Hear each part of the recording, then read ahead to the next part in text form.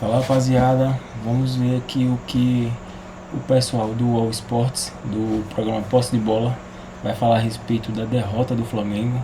E ainda tá dolorido, né? Mas vamos ter que reagir, vamos ter que ver a opinião das pessoas e deixar o nosso ponto. Peço a vocês já, desde o começo, já que se inscrevam e deixem o like, que isso vai fortalecer bastante o canal. Vamos ao vídeo. Sobre a questão do planejamento, é o que você falou. A execução é errada. O planejamento é o que era possível fazer, gente. Porque assim, eu vejo, não, errou o planejamento. Tá bom, mas errou como o planejamento? Qual seria a solução? Você sai de férias dia 19, aí você tem que jogar no dia 12. Só se você der 15 dias de férias. Aí você tem que dar outros 15 dias. Vai dar na Copa do Mundo. Você tem quase um time inteiro convocado, provavelmente. Aí você tem que ficar secando as seleções, né? Você acha que as seleções do Equador, Colômbia, Brasil, quem mais que tem? Brasil e Uruguai, vão ser eliminadas rapidamente numa seleção que tem Haiti e outros times fraquíssimos? Tem 48 seleções. Essas equipes dificilmente não irão até o mata-mata. E aí você se garante os 3 jogos e mais um. Você vai chegar o quê? Vai chegar em julho. Vai entrar em julho. Mais ou menos. Final de junho, início de julho, esse time vão estar jogando lá nos Estados Unidos, Canadá e México, né? E, enfim, eu vi dessa maneira. Vou com você ainda, Mauro, porque assim, o Flamengo tem 3 derrotas seguidas, algo que não acontecia desde 2023, lá com o Vitor Pereira, que foi aquela sequência Alcas, 2 Flamengo 1, Fluminense 4, aí. Flamengo 1 na final, de Maringá 2-0. Já não era o Vitor Pereira. Isso. E aí, nos últimos 3 jogos, foram 6 gols tomados, que também é meio anormal para esse Flamengo que é tão forte defensivamente. Aliás, é engraçado, né? Quando o Flamengo acerta uma jogada ofensiva, aí o mérito é do Rodrigo Caio. Quando toma um gol contra ninguém fala do Rodrigo Caio. Eu acho que o rapaz, ele não é o único responsável pelos acertos, tampouco ele é o culpado pelos erros. Mas é engraçado a boa vontade que se tem com o ex-jogador de futebol quando vira auxiliar alguma coisa. Tem um monte de gente trabalhando ali na jogada aérea defensiva ou ofensiva. Ele tem os méritos dele, a responsabilidade dele, como qualquer outro. Mas, sabe, colam nele só as coisas boas. Ontem, o gol do Corinthians é o Varela, 1,71 m, marcando o Gustavo Henrique com 1,96 m. Isso é uma piada, né? Isso é um erro crasso, né? Que foi cometido. Eu acho que é bem diferente de 2023, que ali você tinha um técnico sendo fritado. Claramente os jogadores fritaram. O Fla-Flu foi uma vergonha. Aquele Fla-Flu ganhou 2-0, mas tomou de 4-1, ninguém jogou. A derrota do Alcas precede aquela vitória do Fla-Flu com aquela polêmica do Gabigol pós-jogo. Exatamente. Né? Então, assim, era diferente. Agora não tem problema aparentemente entre os jogadores e o técnico. Existe sim uma inconsequência de alguns jogadores. Já teve o senhor Plata fazendo atrapalhadas ano passado, expulso na Libertadores, expulso contra o São Paulo. E ontem o Carrascal. Independentemente se usou imagem da televisão, transmissão, é uma outra discussão. O jogador de 27 anos, que jogou, é o 4º país que ele joga, né? Argentina, Colômbia, Rússia e Brasil. Camarada entrar numa pilha daquela, largar o braço e dar uma chance do VAR expulsar, isso é de uma imbecilidade imensa. Então, não sei até que ponto eles vão tomar alguma medida, se pode, mas é coisa. Antigamente seria multado do salário, né? Tem que tomar multa, algum tipo de coisa tem que se fazer. Não é possível. Assim, o cara compromete completamente o andamento. E eu não acho que faltou coragem ao Felipe Luiz para escalar os jogadores, não.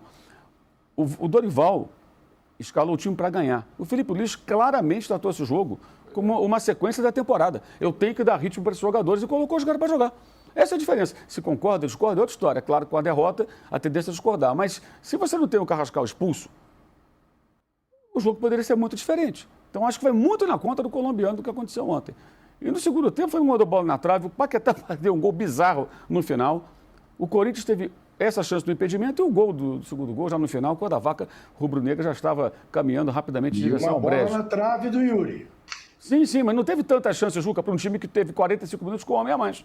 Teve muita cera, que é uma característica desse Corinthians. Foi contra o Palmeiras, foi ontem de novo. Ficou ali atrás, encolhido, defendendo o resultado. Então, se esse rapaz não é expulso, a coisa muda. E aí tem uma grande sacanagem, que é o VAR. Isso é um absurdo.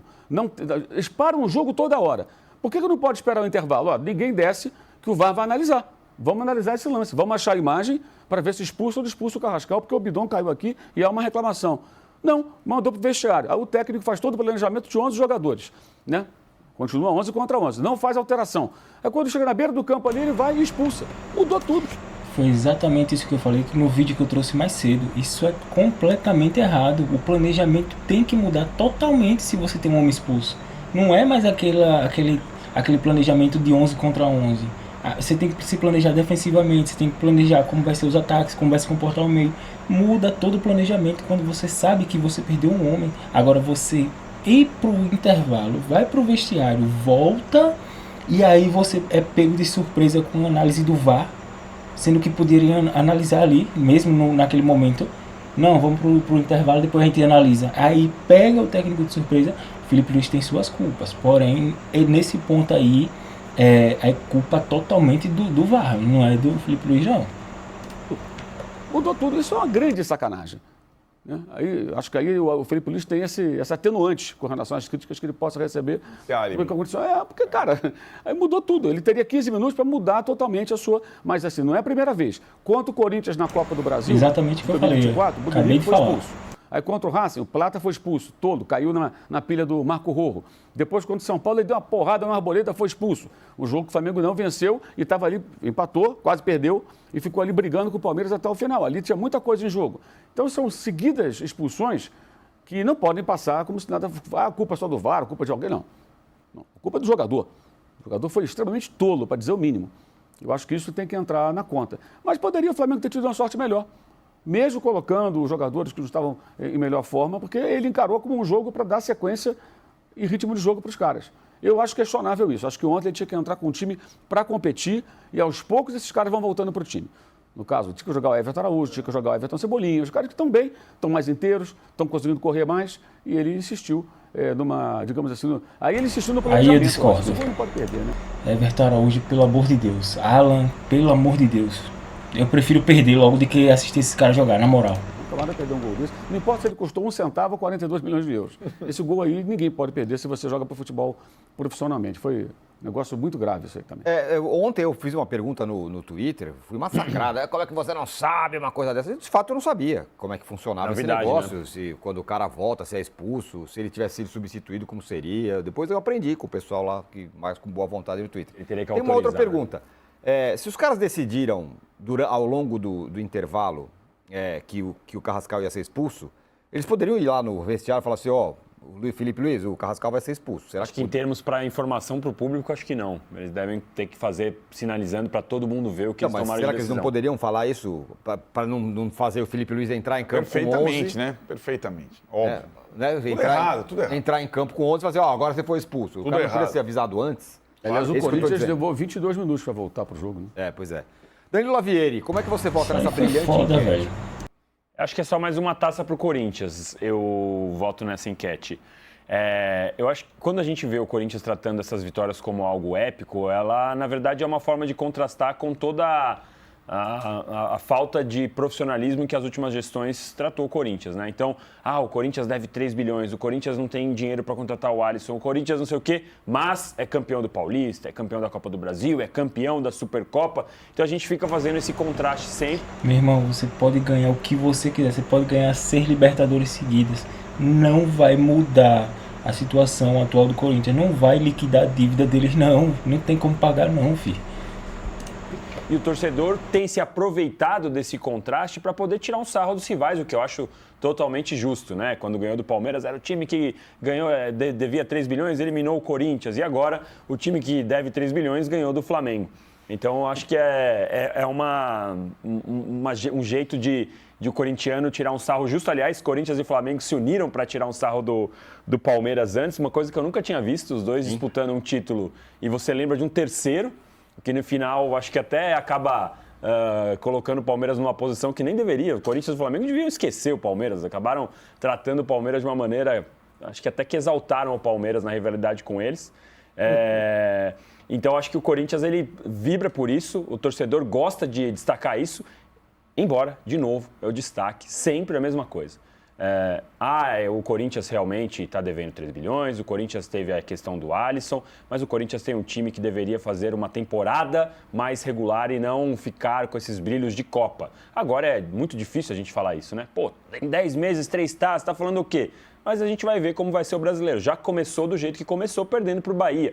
Fora de casa, mas né, não deveria ter jogado daquela forma, aquela atrapalhada da zaga, que é muito claro que era falta de concentração, coisa que não acontece nesse tipo de jogo, sem contar o jeito que o Corinthians sabe amarrar o jogo quando está ganhando, especialmente em mata-mata. Em termos do Flamengo, eu até entendo realmente se o Felipe Luiz fez o planejamento, mas no final, quando o Flamengo estava ali tentando, o Felipe Luiz teve uma cena que ele se caiu ali, ficou quase comeu o gramado, que foi o gol do Paquetá. Então, claro que ele tentou levar como mais uma partida para dar sequência no ritmo de jogo, mas também não achou normal ter perdido do jeito que perdeu. E até os jogadores do Flamengo depois, né? O Rossi deu uma longa entrevista, aliás, para a Globo e tal, falando que não era aquilo que eles queriam, que era mais uma taça que eles perderam, mas que só campeão estava ali. Enfim, eu também acho que o erro foi na escalação do caso do Arrascaeta e do Jorginho, porque eles claramente não tinham ritmo nenhum para um jogo desse, em que a gente sabia já que o Corinthians vinha dessa forma. Eu ia deixar essa observação no vídeo mais cedo, mas eu acabei não deixando. Mas é o seguinte, o presidente disse que vai contratar jogadores mais novos, de 28, 27, na verdade 27 anos. Paquetá foi algo fora desse patamar que ele colocou, né, de idade. Velho, dói muito falar isso aqui, mas eu acho que tipo, já tá chegando o final da alta performance do Arrascaeta. Infelizmente, eu acho que talvez seja o penúltimo ano dele, se não for o penúltimo, o antepenúltimo ano dele. Acho que vai mais uns 2 anos só e acho que ele encerra, porque ele não vai ter mais ritmo, eu acho. Deixa nos comentários aí o que vocês acham, se ainda tem lenha pra queimar, mas eu acho que já tá dando, velho. Tá pesado o meio do Flamengo. E Jorginho também joga muito. Não tô dizendo que nenhum dos dois jogam muito. Só que tá pesando pra eles, entendeu? É esse retorno agora mesmo. Eles claramente, fisicamente estavam abaixo, Jorginho e Arrascaeta. Então, assim, acho que por isso que o presidente quer reduzir a idade de contratação, né? Mas é isso, vamos ver aqui. De uma forma sempre viril, né? Que o Corinthians joga mata-mata. E um último destaque aqui, eu fico impressionado como o Pulgar é um jogador violento. É impressionante. Ontem ele deu uma no Memphis, um negócio absurdo. Só que ele sabe bater de um jeito certo. Eu gosto do Pulgar. Ele bate de um jeito que o essa pegada dele pra mim é massa. Fazer. Mas ele sobe com... Porém, velho, eu acho que tecnicamente ele é abaixo, entendeu? Nós precisamos de um negócio mais parecido com o Gerson. Talvez agora com a chegada do Paquetá, Jorginho e Paquetá ali no meio, seja a união, uma bela união. Mas o Pulgar, eu acho que... Porra, velho, nos vídeos anteriores eu já falei isso. O Pulgar, ele peca, velho. Coisa besta, ele sempre tá dando ali a paçoca, entregando a paçoca, tá saindo gol por causa dele, expulsão, enfim, velho. Foda, mano. Braço com cotovelo, deu no Memphis no meio, um negócio assim impressionante, jogo após jogo, o Pulgar tá sempre... Mas isso aí é massa, tem que dar mesmo no meio do cara. O Roberto Amelio Júnior, onde quer que seja, ele sentiu uma pontada no coração quando você falou aí do Corinthians. A gente estava mostrando... Fala, Juca.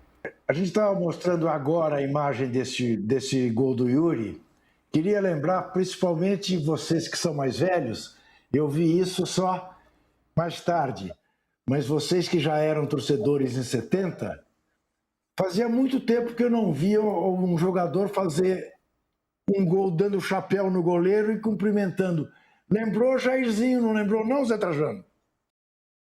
Enfim, rapaziada, o vídeo é esse. Espero que vocês tenham gostado. Deixem nos comentários o que é que vocês acham, né?